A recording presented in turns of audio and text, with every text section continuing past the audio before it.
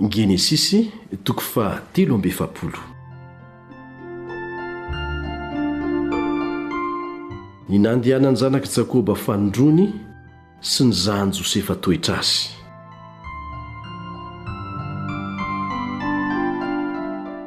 Ary mafy ny mosary teo amin'ny tany, ary rehefa lany ny vary izay nalainy tany Egipta, dia hoy ny irainy taminy: mandehana indray, mividiana hanina kely ho antsika. Ary Joda niteny taminy ka nanao hoe: efa nilaza mafy taminay raha lehilahy ka nanao hoe: tsy ahita ny tavako ianareo raha tsy hiaraka aminareo ilay rahalahinareo. Raha mpandehaninao hiaraka aminay ny rahalahinay, dia hidiny izahay ka hividy hanina ho anao. Ka raha tsy hampandehaninao izy, dia tsy hidiny izahay, fa ora lehilahy taminay.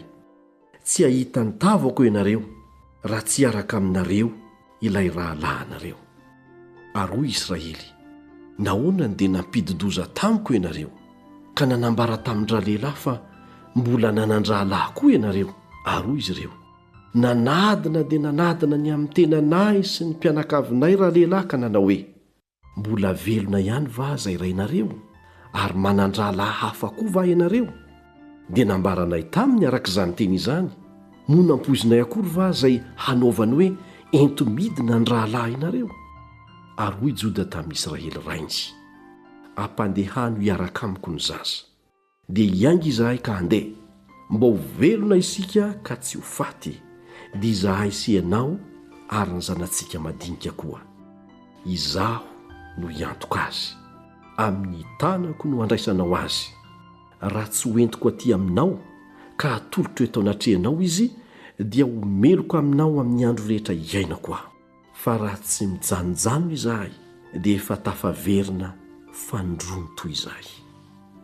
Ary hoy Israely rainy taminy: raha izany ary noho izy, dia izao no ataovy: analao ny vokatra malaza amin'ny tany ka ataovy ao anatin'ny fitondrany entanareo. Dia entomidina haterina ho andra-lehilahy, dia balsama kely sy tantely kely, didikazony ekota sy lota sy pistakia ary amigdala. Ary mitondra vola toraky ny teo eny an-tananareo. Ary ilay vola izay naverina teo ambavan'ny lasakanareo, dia ento miverina indray, angamba fahadisoana izany. Ary ny rahalahinareo ento ihany, dia miainga ka miverena indray ho any amin'ny ra-lehilahy. Ary Andriamanitra tsy tohany ampahita famindrapoanareo eo anatrehan-dra-lehilahy, mba ampidiny ny rahalahinareo anankiray sy Benjamina. Ary izaho, raha foanananaka aho, dia foananaka ihany. Dia nentin'ireo lehilahy ireo ny zavatra ateriny, ary vola indrotoraky ny teo koa nentiny teny an-tanany mba amin'ny Benjamina. Ary niainga izy, dia nidina tany Egipta ka tonga teo anatrehan'i Josefa. Ary Josefa nahita ny Benjamina niaraka taminy, dia nanao tamin'ny mpikarakara tao an-tranony hoe: ampidiro atsy an-trano ireo lehilahy ireo. Dia aminohy zavatra izy ka anaovina andro, fa hiara-mihinana amiko izy raha mitatao vovonana ny andro. Dia nataon-dra lehilahy izany arak'izay nandidiny Josefa, ka nampidirin-dra lehilahy tao an-tranon'i Josefa izy rehetra. Dia raiky tahotra ireo lehilahy ireo, satria nampidirina tao an-tranon'i Josefa, ka hoy izy: motsy ilay vola naverina tao anatin'ny lasakantsika fahiny va no nampidirana antsika, hivarinany amintsika sy hianjerany amintsika? Dia alainy ho andevo isika, ary alainy koa ny borikintsika. Dia nanatona andra-lehilahy mpikarakara ny tao an-tranon'i Josefa izy, ka niteny taminy teo ambaravarany trano nanao hoe: mba eno kely izahay, tompoko lahy. Nidina hividy hanina tokoa izahay fahiny. Ary rehefa tonga teo amin'izay nandrianay izahay, dia nisokafanay ny lasakanay, ka indreo no volanay isan-dà teo ambavan'ny lasakanay avy. Tonga lanja avokoa ny volanay, ary efa nentinay niverina ento an-tananay izany. Ary nitondra vola hafa koa eto an-tananay izahay hamidy hanina.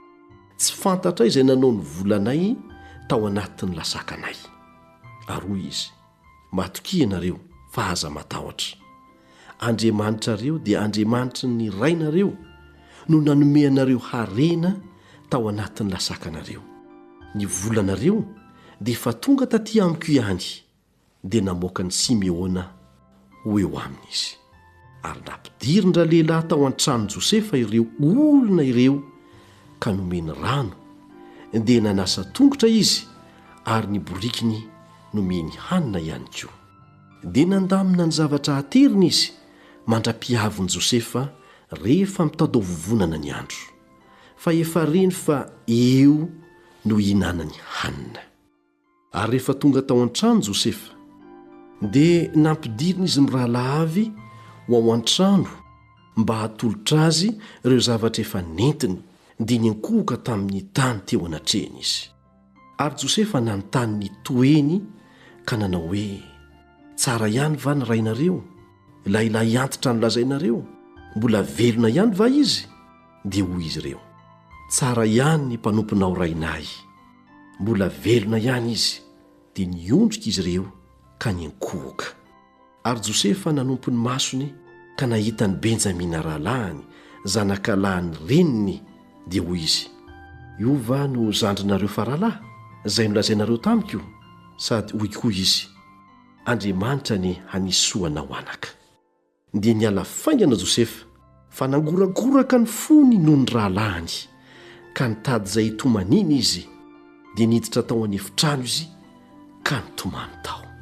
Ary rehefa nanasa ny tavany izy dia nivoaka indray ary nanindry ny fangorangoraky ny fony izy ka nanao hoe, enton'andro.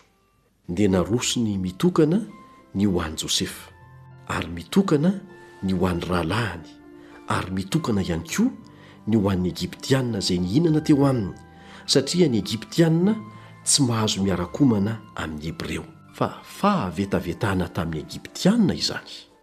Dia nipetraka teo anatrehany izy, ny lahy matoa araka ny fizokiny ary ny faralahy araka ny fizandriny, dia samy talanjona ka nifampijerijery izy. Ary samy nitondrana anjara hanina avy teo anoloan'i Josefa izy mirahalahavy, kanefa ny anjara haniny Benjamina dia indi mitoraka ny anjarandrery tamin'izy rehetra, dia niara-nisotro sy ny voky divay teo aminy izy.